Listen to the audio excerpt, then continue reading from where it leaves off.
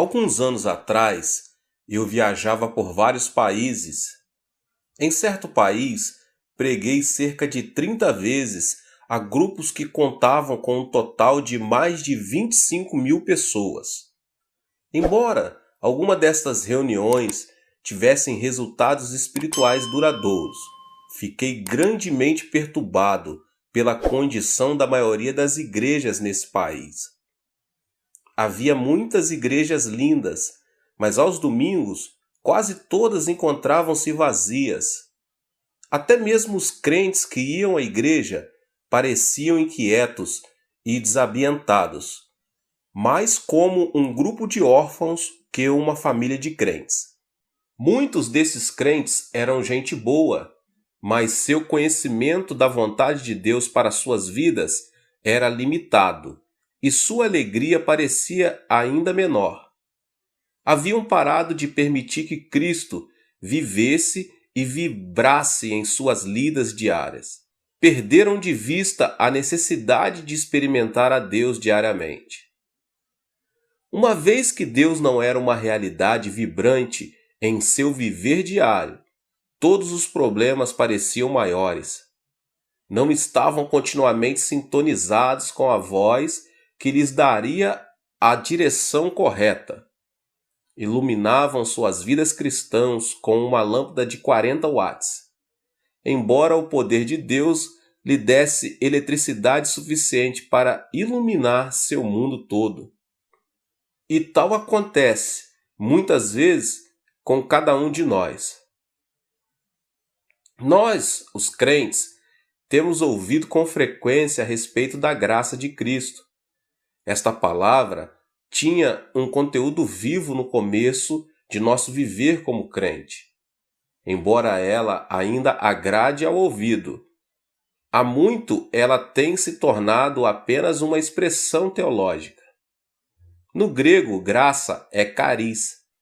Quando os gregos mais experientes veem um lindo cenário, uma montanha alta e verde com regatos cristalinos, dizem charis. Quando ouvem música de uma beleza que prende a mente, levando às alturas do deleite, dizem charis. Charis refere-se a um elemento especial da beleza natural, nas belas artes, na música e nas lindas canções dos seres humanos. A graça é provida mediante a vida de Cristo na terra e sua morte na cruz. Por meio da aceitação da sua graça, pela fé, Cristo vem a você e o transforma em uma criatura de beleza. Ele muda o seu caráter e, à medida que você lhe permite, ele cria e desenvolve em você uma linda e nova personalidade. Ele pode tornar lindo o seu lar. Ele pode tornar maravilhosa a sua vida. Em Efésios 1:6 lemos: a riqueza da sua graça, que Deus derramou abundantemente sobre nós. Esta é uma graça que não deve ser experimentada apenas uma vez em sua vida, mas em muitas ocasiões. Cerca de 20 anos atrás, minha sogra e eu visitamos uma das piores casas que já vimos.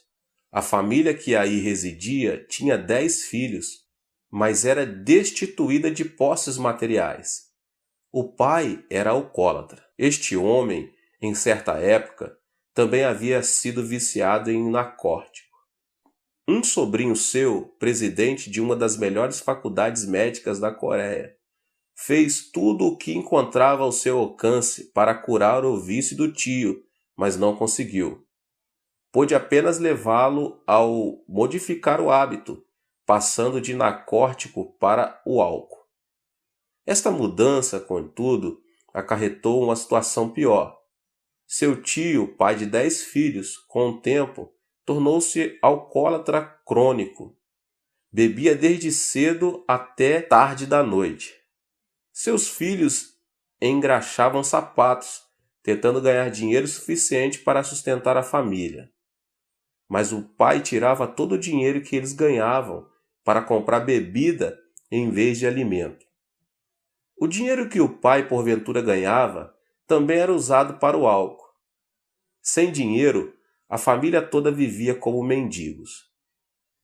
Quando tive a oportunidade de falar com a esposa dele a respeito da vida em Jesus Cristo, ela encontrava-se muito triste. Estava magra por causa da má nutrição. Tinha problemas cardíacos e dores estomacais. E seu estado mental era de profunda depressão. Enquanto falava com ela, ela não queria me ouvir. "Quero morrer", respondeu ela. "A melhor coisa que poderia acontecer comigo é a morte. Por causa do amor que tenho à minha família, não cometerei o suicídio. Senhor, seja bom para comigo. Por favor, por que não me mate?" "Eu não vim aqui com a finalidade de matá-la", disse eu com firmeza. "Vim aqui para falar-lhe da graça de Jesus Cristo." "Mas ir para o céu não me importa", respondeu ela. "Não me preocupo com o inferno. Tenho vivido no inferno em minha vida por muito tempo." "Irmã", desafiei-a, "gostaria de ver sua vida mudada? Gostaria de ver seu marido transformado? Gostaria de ver Cristo entrar em seu lar e torná-lo um lugar belo?" "Ah, isso não é possível", exclamou ela. E respondi: "Jesus Cristo veio a fim de dar-lhe sua graça, um dom, e para ganhá-lo você não precisa pagar nada. Ele disse que sua graça seria suficiente para suprir todas as necessidades. Cristianismo é mais que belos ensinos, mais que mera religião.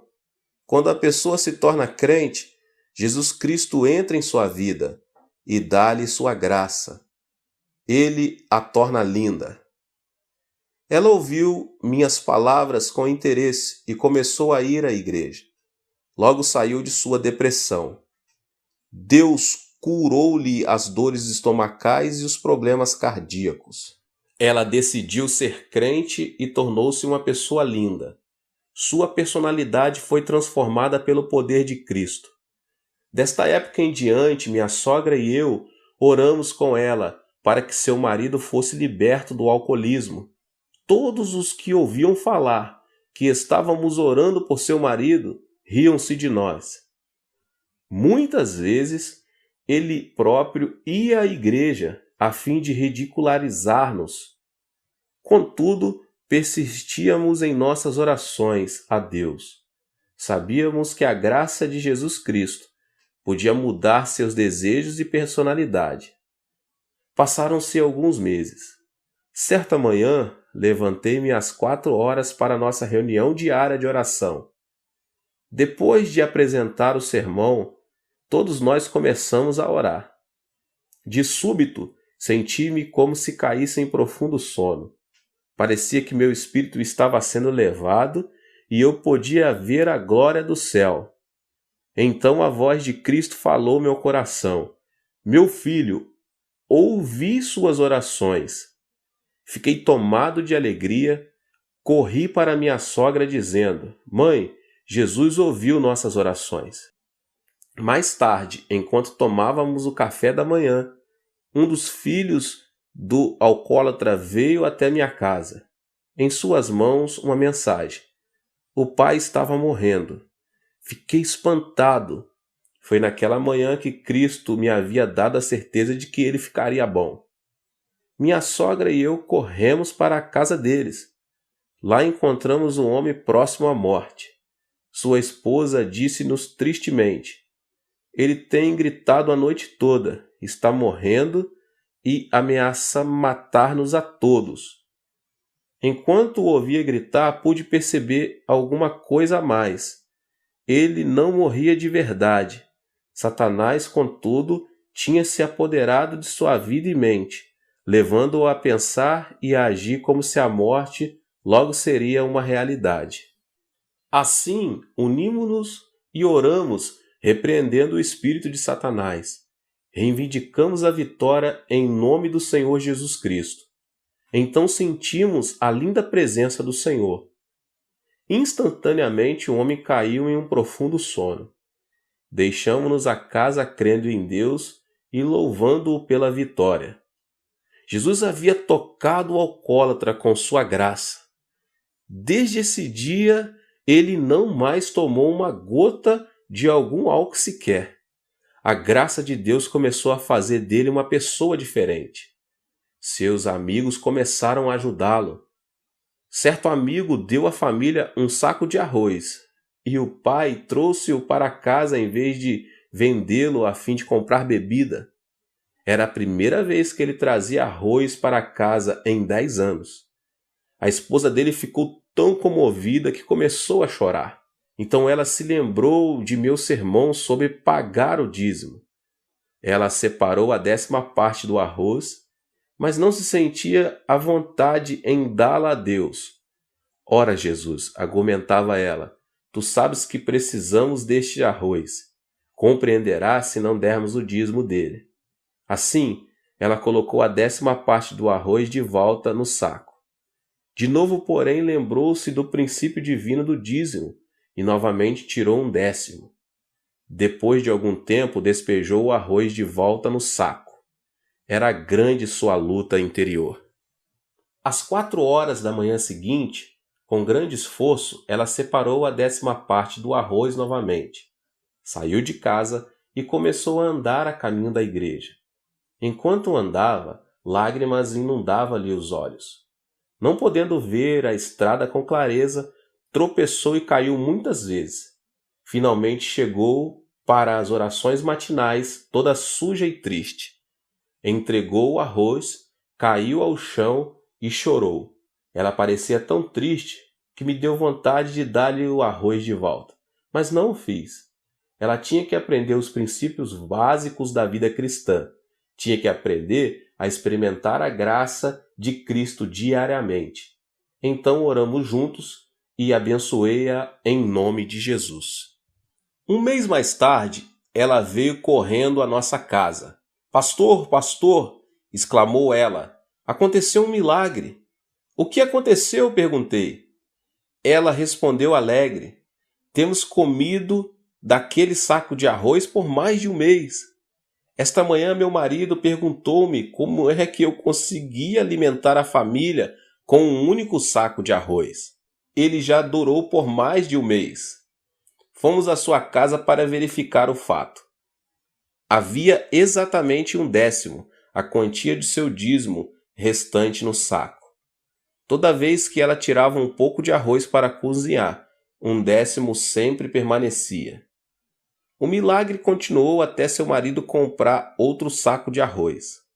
Assim que comprou outro, o primeiro se esvaziou.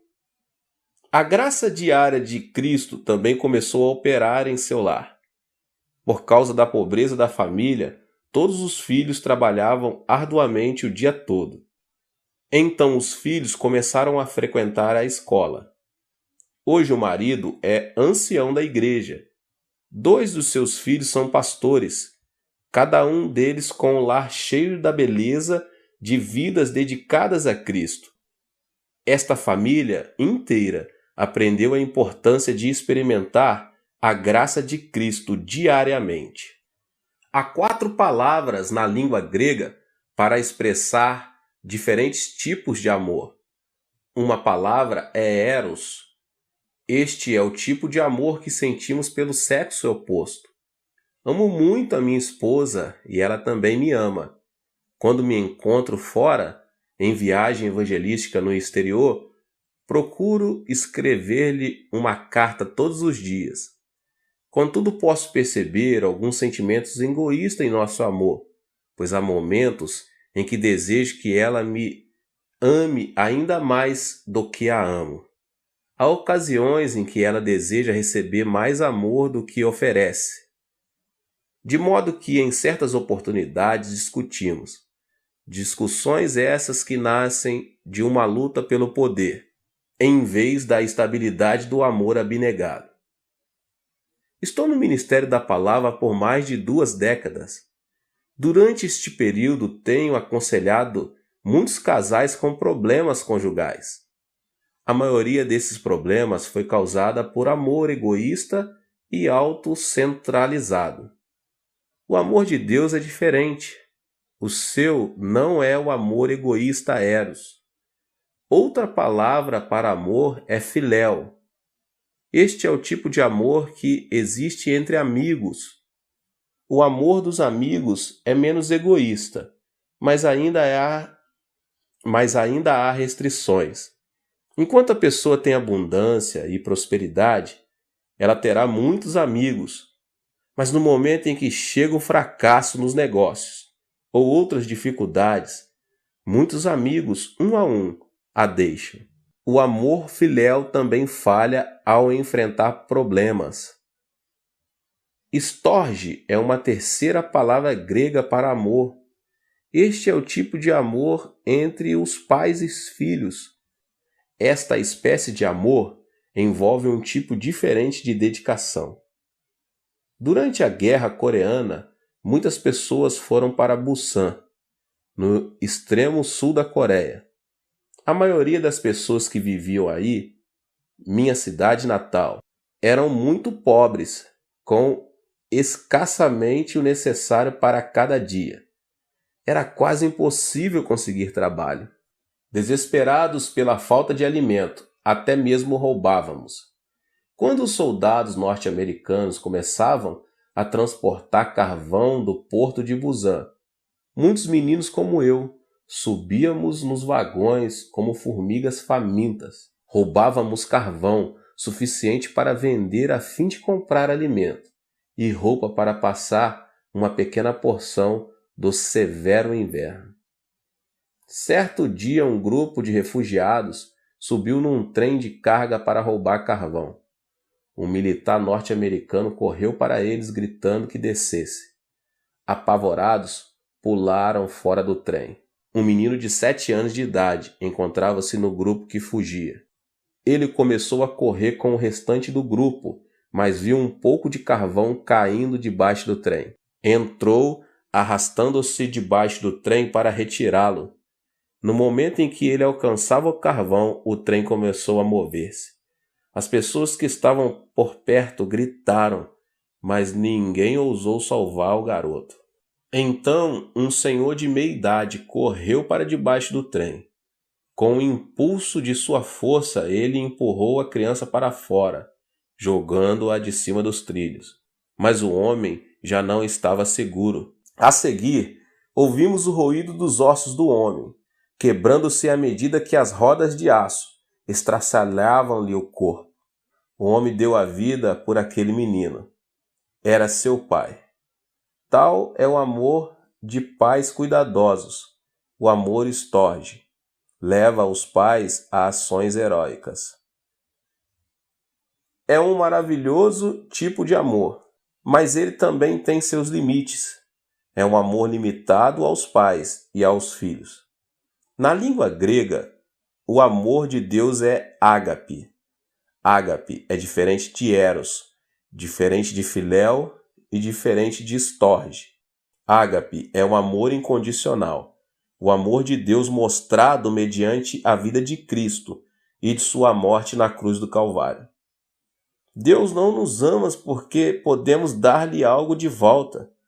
Ele não nos ama porque podemos passar horas alegres de amizade com Ele. Ele não nos ama porque tenhamos alcançado algum ponto de perfeição humana. Deus nos ama sem condições. Deus é amor e é de sua natureza amar. Cristo viveu uma vida sem pecados e de livre e espontânea vontade sofreu a morte de torturas de um criminoso por causa do amor ágape. Cristo sofreu na cruz a morte que era nossa. Por meio de Cristo, Deus provou que nos ama, a você e a mim, a despeito de nossos pecados, nossas fraquezas e do fato de não merecermos o seu amor. Se você colocar sua fé em Deus, Ele pode purificá-lo dos seus pecados e conceder-lhe o perdão. Com a ressurreição de Jesus, provou-se o poder de Deus, poder que pode dar força às nossas debilidades. Deus apresenta um convite a todos nós. Vinde a mim, todos os que estáis cansados e sobrecarregados, e eu vos aliviarei. Isto está em Mateus 11, 28. O amor de Deus é amor para hoje, amor pelo qual você e eu podemos viver. Jamais tenha dúvida de que você é profundamente amado por Deus. Você tem a habilidade e o privilégio de falar diariamente com Ele, diretamente com Ele também. Não se preocupe com os pecados passados. Deus pode conceder-lhe perdão mediante a fé em Cristo. Não se preocupe com os seus fracassos. Deus pode dar-lhe a força para vencer e ter sucesso. Não se preocupe com suas insuficiências. Mediante Cristo você é fortalecido. Não se preocupe com suas frustrações. Deus mostrou que a frustração última, a morte, é impotente perante sua vontade. Grande parte da Bíblia ocupa-se com o relato do amor de Deus ao homem. Leia-a diariamente e deixe que ela fale do amor de Deus a você. Faça da oração parte de suas atividades diárias. Converse com Deus com honestidade e do íntimo do seu coração e mente. Permita que Deus lhe responda com palavras de amor e sabedoria. Deus o ama profundamente. Paulo termina a segunda carta aos Coríntios com estas palavras: a graça do Senhor Jesus Cristo e o amor de Deus e a comunhão do Espírito Santo seja com todos vocês. 2 Coríntios 13:13. Nestas palavras, o apóstolo Paulo reconheceu a importância de experimentarmos a graça de Cristo e o amor de Deus. Ele também aponta o terceiro aspecto, a presença do Espírito Santo. Se parafrasearmos este versículo diretamente na língua grega, teríamos: a graça de Jesus Cristo e o amor de Deus estejam em vós mediante a comunhão do Espírito Santo. O Espírito Santo é o meio pelo qual recebemos a graça de Jesus e o amor de Deus. A palavra grega para comunhão neste versículo é koinonia, que significa companheirismo, a qual envolve três aspectos distintos.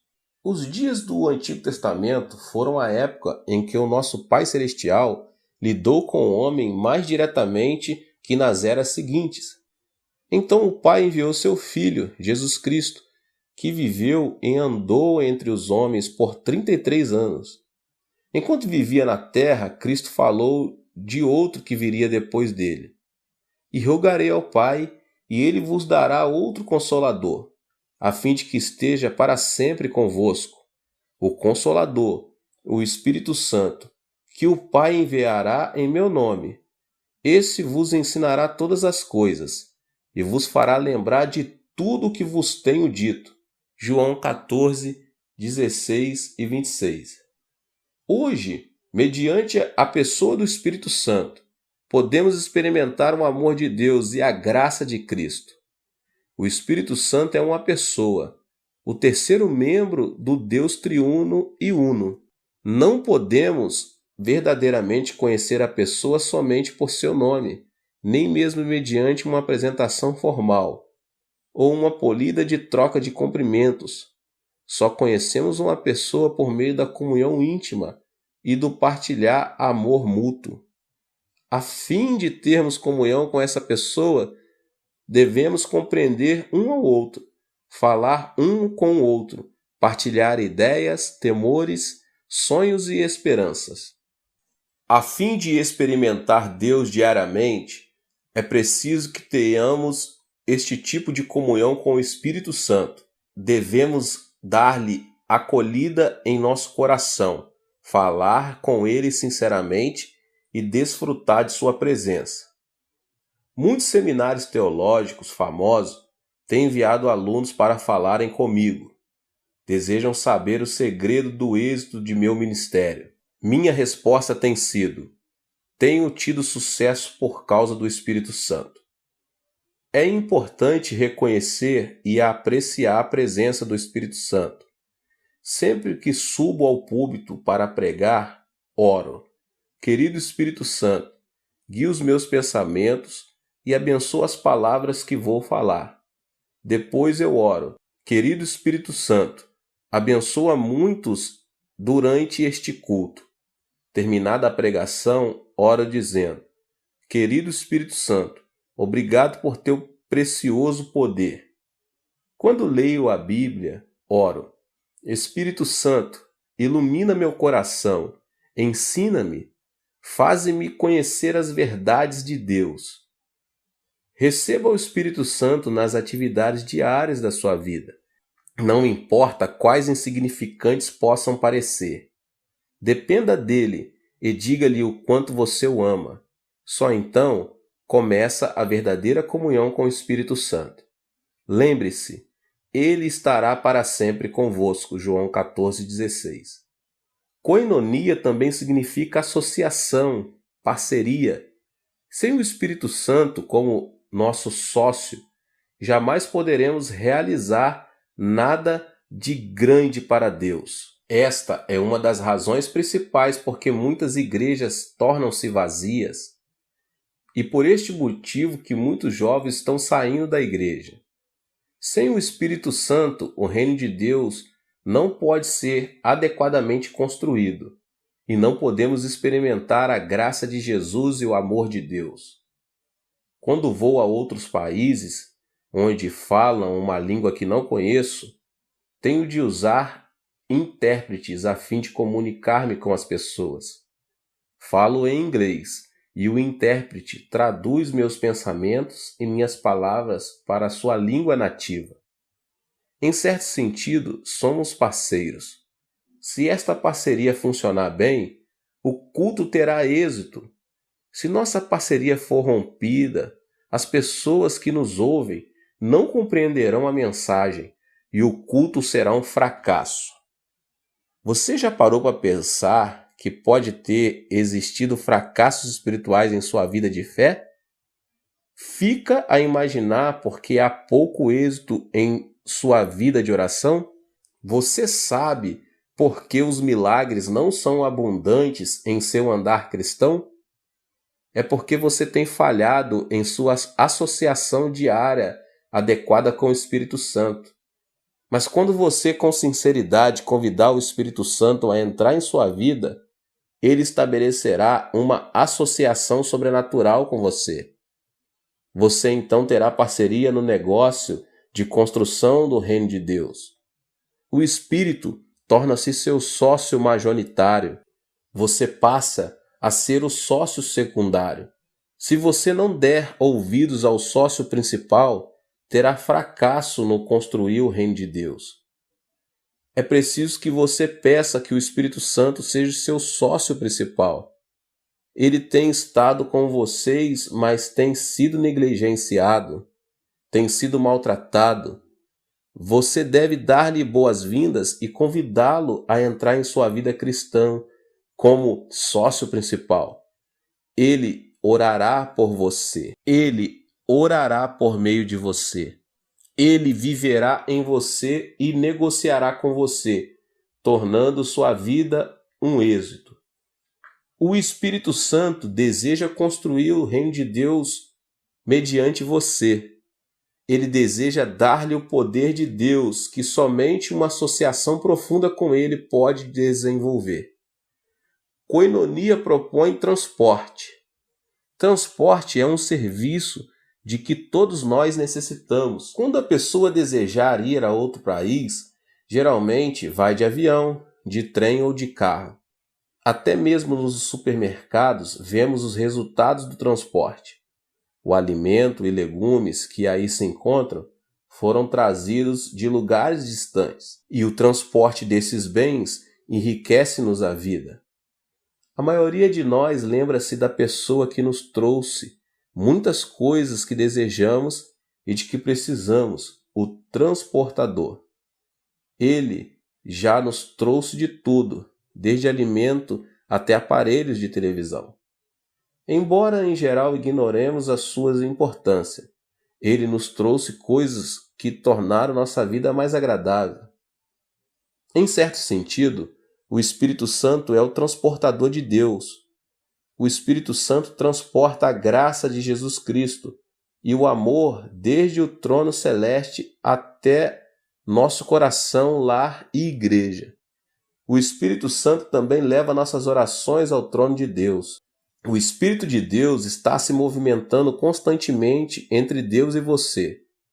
Ele é o dom de Deus para você, o responsável para entregar aos que têm fé todos os dons de Deus, responsável pelas respostas a todas as orações baseadas na direção divina.